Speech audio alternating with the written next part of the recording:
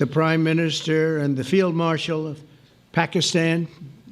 They were with us right from the beginning. Incredible. In fact, they just put out a statement that they've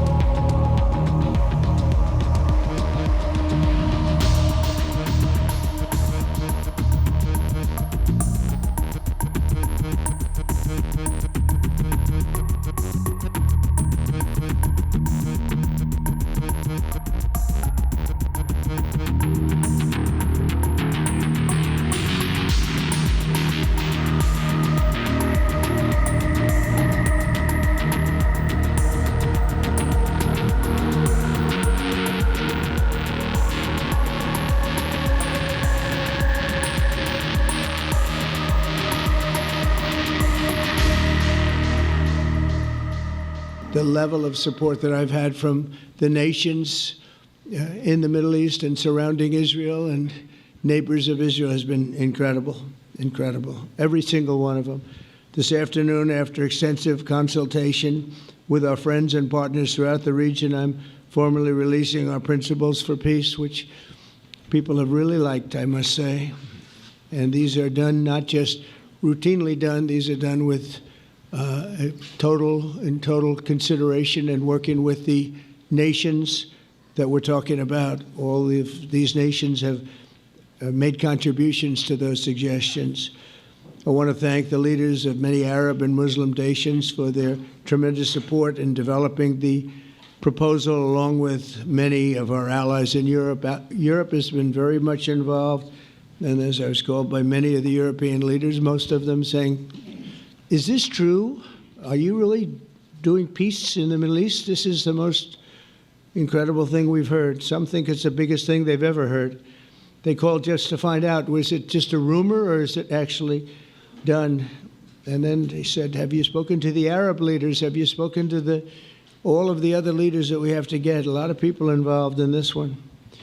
I also want to thank Prime Minister Netanyahu for agreeing to the plan and for trusting that if we work together, we can bring an end to the death and destruction that we've seen for so many years, decades, even centuries, and begin a new chapter of security, peace, and prosperity for the entire region. And I want to just say that my meetings and dialogue that we had with so many countries, Saudi Arabia as an example, the king is a phenomenal person.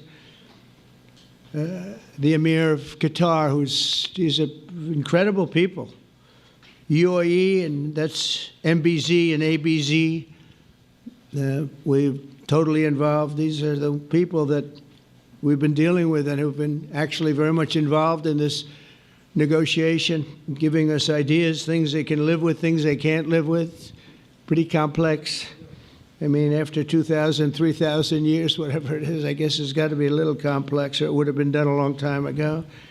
The King of Jordan was with us, as you know, in the United Nations. The President of Turkey, President Erdogan, is a friend of mine, a strong man, but a good man.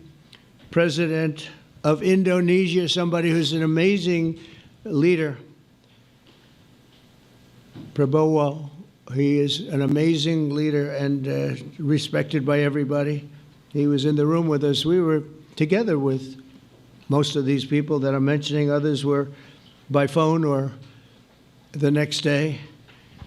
The Prime Minister and the Field Marshal of Pakistan, they were with us right from the beginning. Incredible. In fact, they just put out a statement that they fully believe in this pact. It just came out just as I was walking on. They said, sir, you have a big notice from the Prime Minister of Pakistan and from the Field Marshal that they back this 100%. President El-Sisi of Egypt, who's terrific. And these are people I've gotten to know over the years. I mean, it's Yes, I would say it started around 2015 and then went into 2016 when the presidency officially began.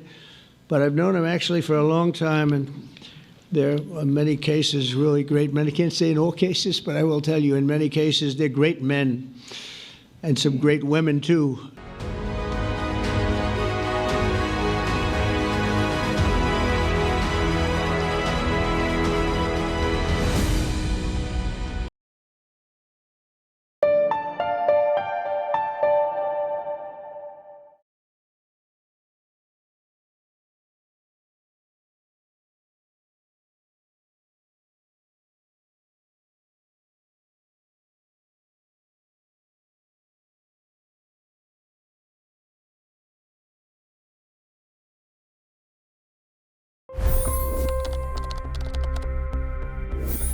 $25 crore गरीब गरीबी को परास्त करके बाहर निकले। For the good of our nation, let's work together and let's truly make America great again. The fastest news breaks. Requested PM saying that we will have to speak to Putin and to Zelensky. The biggest newsmakers. The relationship with India is probably the most important bilateral relationship the U.S. will have for the rest of this century. The capital delivered quite an election result today. Expert analysis.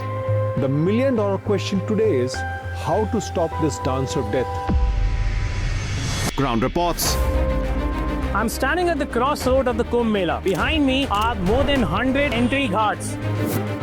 Long-form interviews. Exclusionary politics is reflected in Manipur case as well. You don't bother because this is a small state. Deep dive into burning issues. It's often said DRC could be the richest country in the whole world. It's because of what sits underneath. Why exactly did the US topple the Sheikh Hasina government? HD videos. We don't just break news, we break it down.